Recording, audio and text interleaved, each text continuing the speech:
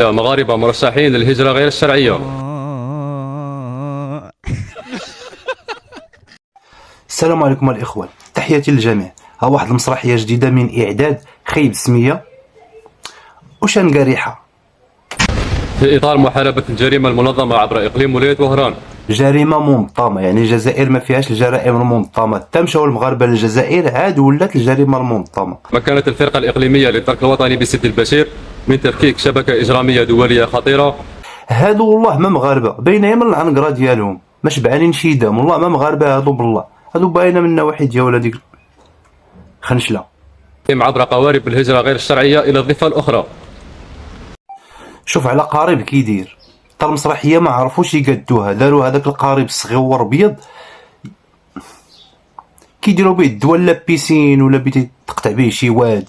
على إثر ذلك تم إعداد خطة محكمة، وبعد التنسيق مع السيد وكيل الجمهورية لدى محكمة فلوسن تم مزاحمة المكان وتوقيف المعنيين. كيف كنعرفوا هنايا في هذه اللحظة شتوها إعادة الجريمة تيديروها للمجرم، هادو إعادة الجريمة داروها للشرطة ديالهم والدرك ديالهم. 10 جوازات سفر وهواتف نقالة. هاد الباسبور شاك فيه مزور، انا شاك في هاد الباسبور مزور، فيه خضر مغلوق، الباسبور ديالنا ما مغلوقش بحال هكا، هادو باسبورات مزورين.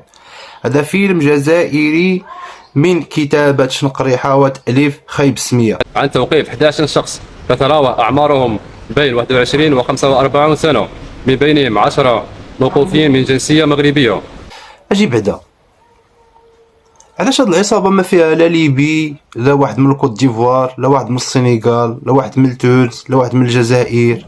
فيها مغاربة بالضبط وجواز سفارات بالضبط، وهاد السبعة قلتو عصابة او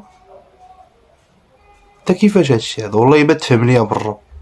تم حجز مبلغ مالي قدره 545 يورو و 390 درهم مغربي.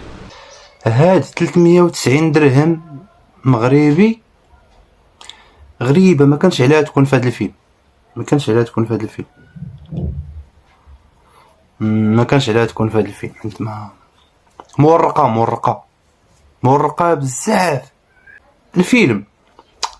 جيبوا شي جوج مغاربة، جيبوا شي جوج من افريقيا الوسطى، شي جوج من السنغال، شي واحد جزائري دخلوه معاهم وقولوا هادو بيحرقوا عصابة منظمة تتحرك، نقدروا نفهموكم. اما نتوما جايبين سبعة ما عرفنا واش مغاربة ولا جزائريين وعنقرتهم باينة والله ما مغاربة هادوك، بالله سبعة الباسبورات، وهاديك 340 درهم، هاديك 340 درهم ما عجبتنيش، ما داخلاش في الفيلم. هذيك 340 درهم ولا 390 درهم ما داخلاش في الفيلم. وهذوك المغاربه الا بيحرقوا من المغرب، لاش بيمشيو حتى الجزائر عاد يحرقوا؟ اما قرب للضفه الاخرى اللي قلتي انت، المغرب من الجزائر.